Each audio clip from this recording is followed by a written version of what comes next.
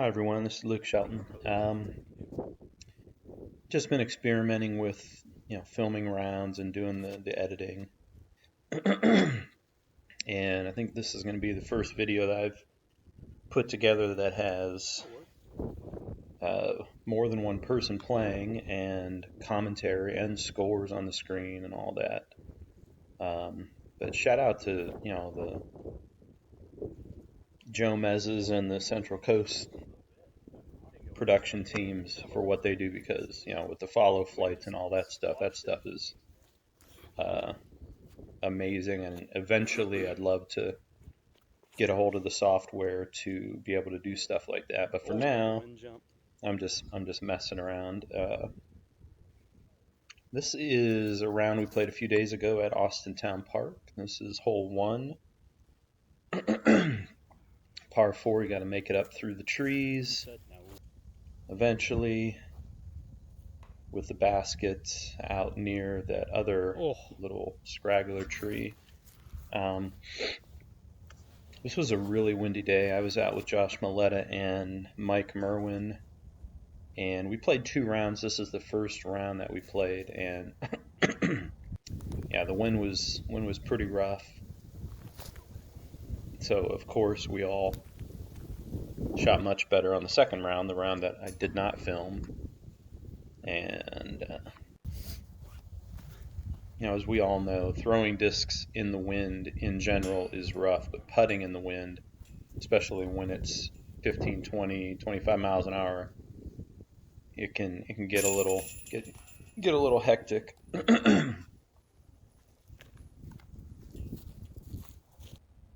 Just tapping out on hole 1 here. Very nice. The course is definitely starting to dry up, as are most of the courses in the area. This is hole 2. Flip up a little. When the tee pads were put in, we moved this tee back maybe 50 feet or so to make it a little tougher to reach. And it's uphill steadily the whole way. That wind shifted. It did something weird. And as is the case with most disc golf rounds, it doesn't really matter what hole you're on or which direction you're facing. It's pretty much going to be a headwind all the time. I don't know how that really works out, but it always seems to end up like that. This basket is up, tucked into these trees here, which I think when the course was first put in, this basket was actually shorter and to the left down the hill. So it was, not only was the tee closer to the basket, but the basket itself was in a different position. I think that's correct. But if you can make a disc golf hole more difficult, then do it, because everyone's getting better. That's got to be. And if you want the course to play easier, then play the short tees. This is hole 3. I know this hole is also a little different. When they poured the tee pad, they decided to put it so that your drive, you have to go around that big tree, either left or right. There is OB directly behind the basket, maybe 6 feet behind the basket. So if your drive is a little overpowered, then you may be taking a penalty stroke. This is Mike for the birdie. And a little off to the right. Sit down. I've been telling these guys, with all the virus stuff going on, we obviously don't get out to play as much, and we don't see as many people as we normally do. But everyone I've been playing with recently has been, we're just shaking off the rust from not playing as much in the winter. The footing this time of year is pretty bad on all the courses. And I'm sure anyone who plays a lot will agree. Basically the first thing to go when you don't get to play a lot is your putting. Your putting and any sort of touch shots, touch up shots from within 150 feet or so. But as the weather gets better and we get to go out to the course more often, we'll get back into it.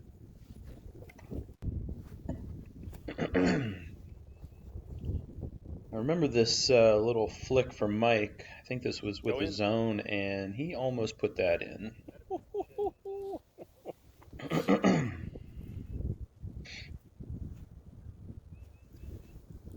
Josh with a little air bounce putter up shot. Pretty sure he's parked. My drive ended up in this garbage, and I threw my forehand a little too high, and the wind pushed it right. So I get to try to save par here from about 18 feet. And as previously mentioned, the putting's a little rusty. No commitment, no extension. I short-armed it, and I earned myself a bogey. Good job. So after 4 holes, I'm 1 down. Mike's 2 up. Josh is 1 over par. Yeah, Austintown. The course at Austintown has definitely. We've definitely made improvements over the years. Big jump. We've been able to lengthen a few of the holes, shuffle some things around. What I would really like to see in the next few years is some alternate pin locations for some of the holes, just because I'm a big fan of variety. I mean, there are certainly courses that I love, but any course gets boring after a while if you just play the same layout all the time. Mike up and over the trees. He almost put that in for the birdie. I'm pretty sure putting rust continues. Very nice.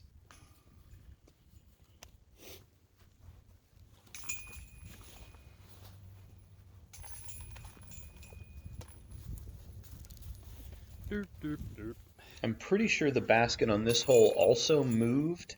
I don't think it was always tucked into those trees when the course was first put in. I think the basket was a little closer and it was more in the open.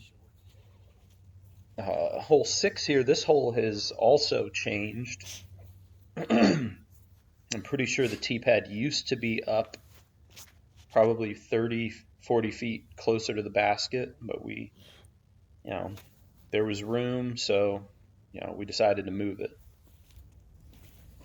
And actually, the original hole 7 was, I might be getting this wrong. I think the original hole 7 was coming up this fairway the opposite way of the direction we're throwing, but the guys at Austintown Park decided to let us put a hole in the woods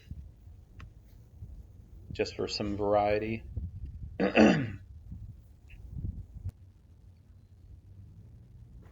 on. Good run. We're all going to be tapping in some pars, and we'll move on to that hole 7, basically the only truly wooded hole on the course.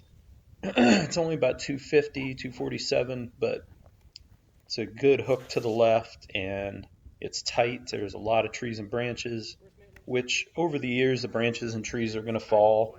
Things will start opening up naturally, but for now, I have personally seen very few 2s on this hole. I've gotten maybe a handful over the last 2 years since this hole's been in, but I've seen maybe 10 total out of hundreds and hundreds of attempts. Yeah, as you can see, it is very tight. There are gaps, but you have to be ultra precise.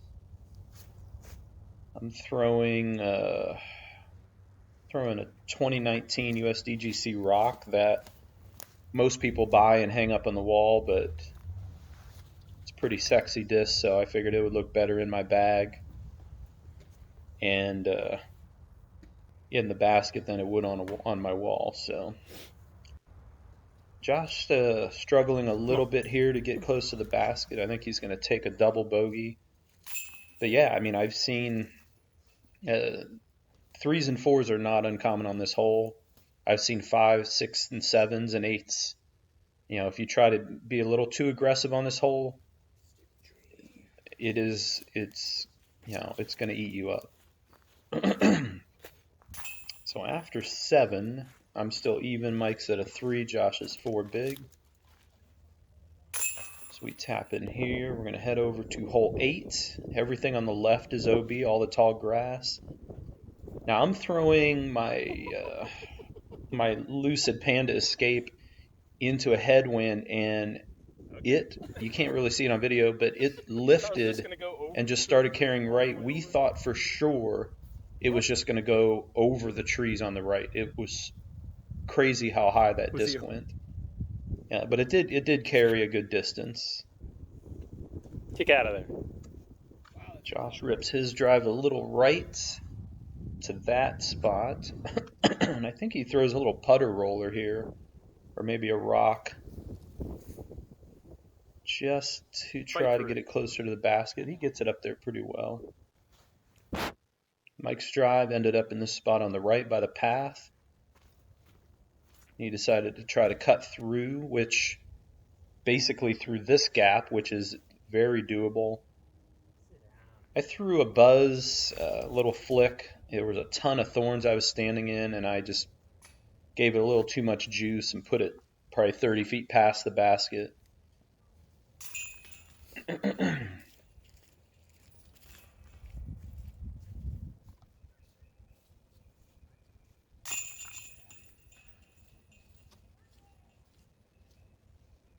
And I think Mike taps in a 3. I'm going to go see if the putting rust continues. You betcha.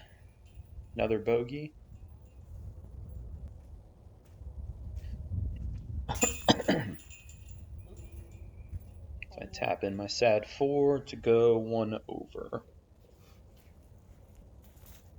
Every time. Now this hole, everything left is OB, everything right past the wire is OB. You got to go left of the Mando tree where the garbage can is. Never wanted to touch the ground. It's a tough little hole.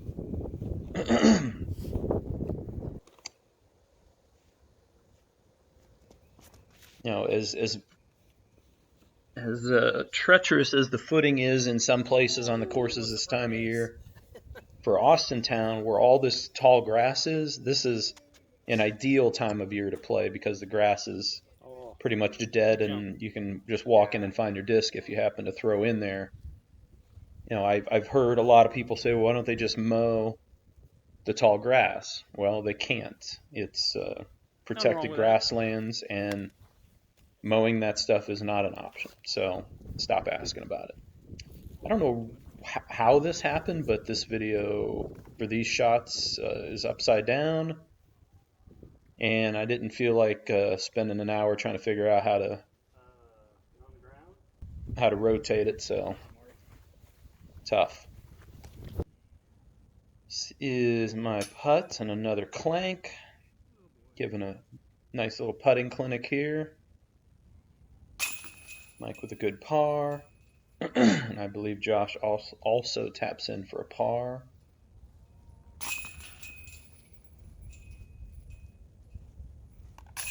And I am tapping in for yet another bogey. Very nice.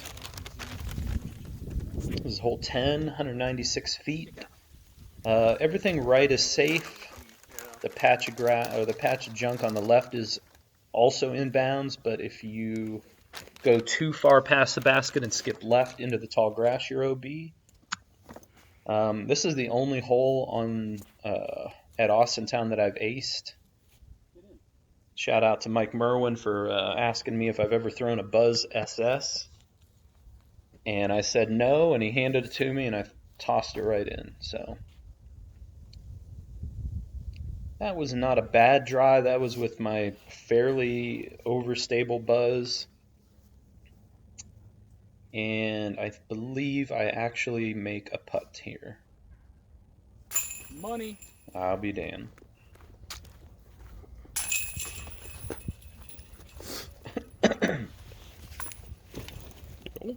Mike and Josh tap out.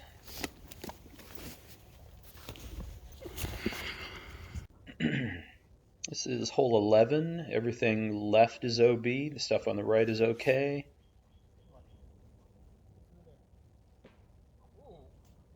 I did throw that exactly where I wanted it to, and I just caught a branch. Ended up about 20 feet short and right in a patch of thorns that I'm very familiar with. I think Mike parks his drive. And I believe Josh parks his drive as well. Now the second round that we played this day that I mentioned, as we were walking up to hole 1's tee pad, I said our goal is to shoot at least 3 strokes better for each person, and I believe we all did shoot better on the second round, and Mike shot a very nice 6 under par 51. So that was, I mean, the wind was not blowing as hard, but he cranked it up. I'd have to look at the scorecard, but I believe he birdied 9 of the last 10 holes. So he turned it on. Very nice. Hole 12. This is a little shorty. All the tall grass is OB, so you gotta be careful. Oh, you freaking tree! I think Mike puts his about 25 feet right. I'm just throwing a pyro, little flick here, park job. And Josh throws, I believe, a putter. Gets it up in the wind a little, and the glide just took it right OB. Mike doing his impression of me putting with the air ball.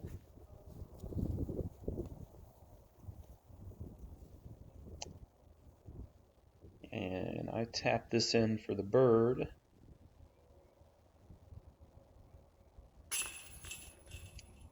Josh is taking his meter in. He also does a very convincing Luke Shelton putting imitation and clanks it off the band. And Josh is unfortunately going to take a bogey after going OB. Hole 13, a lot of OB. Nothing to the right or long is OB, but everything left is. Ideally, this would be just a big spike hyzer, but this I just really like how this fairway and tee and basket are situated in conjunction with the OB, because those trees that are up there, they basically take away that big hyzer. So you have to throw something. I mean, you can get there with a little flip up hyzer, but it has to be perfect, as Josh will show you. And he does throw the straight up hyzer perfectly, and he tombstone a foot away from the basket. Mike's kind of in that junk. I think he's going to throw the scuba out, a la Brody Smith. Slides it up on the flight plate.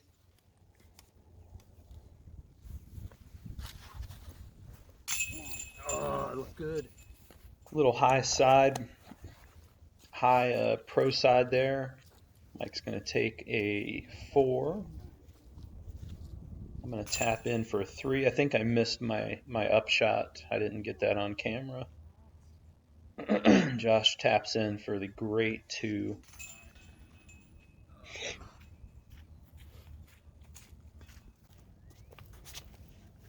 This is hole 14. Stay. dead straight. All the tall grass on the left is OB. Nothing to the right is OB. Looks pretty nice. Josh puts it up there. I think he got a little snared up on the right side junk. I'm just throwing my flat top buzz. Ooh, you missed all Pretty the good. Wind kind of killed it. I thought it was going to give it an ace run, but the wind dumped it. I'm about 15 feet right, pin high. Slide.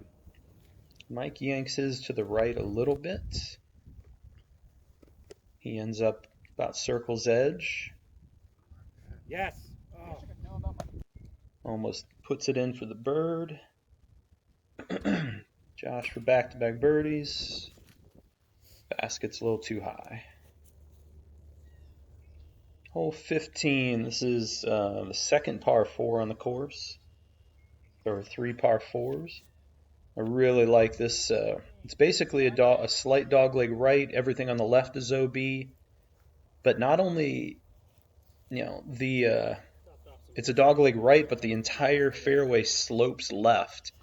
So if you throw a backhand, righty backhand a little too saucy, and you may skip, and that slope will just carry you right into the weeds OB. So it's a very technical drive. Now, Josh steps up here, the beat-in destroyer, and this is the best drive I've ever seen on this hole. I wish I had a good camera I could zoom in and follow that, but it is way up there.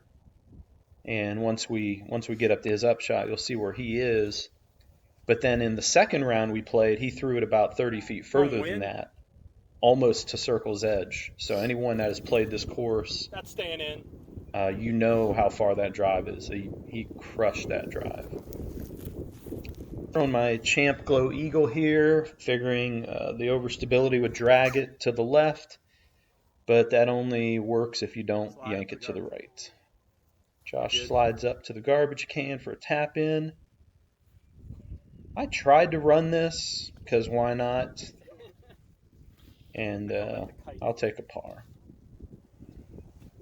Mike's going to try the same thing, and he actually comes closer, but he gets a little roll away. Josh gets a little nose up, so he'll tap in for a 4, I believe. This hole 16, all the tall grass everywhere is OB, except the little patches in the middle of the fairway where the trees are. We had a pretty good headwind on this drive, so I just chickened out and threw a destroyer. Just try to get it out there about 310. Josh laces that same white destroyer way up there. And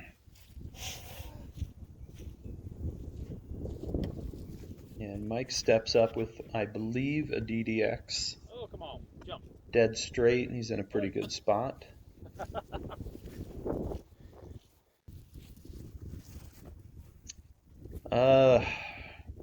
This is the same disc as my upshot on the last hole, and true to form, I also yanked that right into the out-of-bounds tall grass. Which is dumb, because I literally had a huge straight gap. I could have just thrown a buzz or a rock straight at the basket, but I was a little too worried about the wind. So dumb throwing such a safe drive. Took my meter in. I'll be throwing 4 from here. And wind didn't really let me give that much of a run. So I tap in for a bogey 5. This is hole 17. All the tall grass is OB. This is slightly uphill, but very reachable. And again, more headwind. Josh goes out wide and high with his blue destroyer, letting the overstability drag it back in. I think he's pretty close. I try my blue destroyer, and I threw it about 200 feet. So not my best attempt.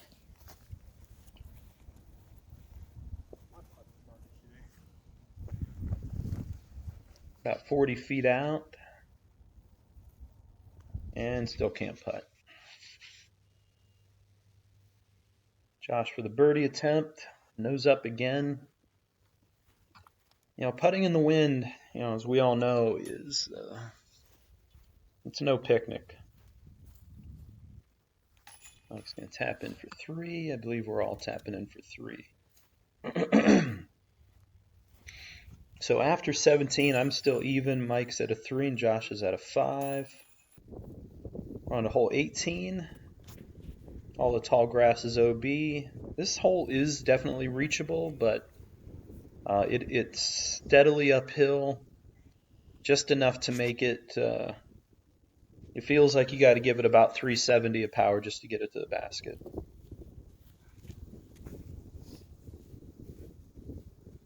Now I try the crazy flippy hyzer to roller, and this disc flips all the way around, and it landed at a good angle, and it kind of bounced and rolled out, but not a bad spot. Just throw my rock up for a tap in par. Mike is over by the benches, one of many benches.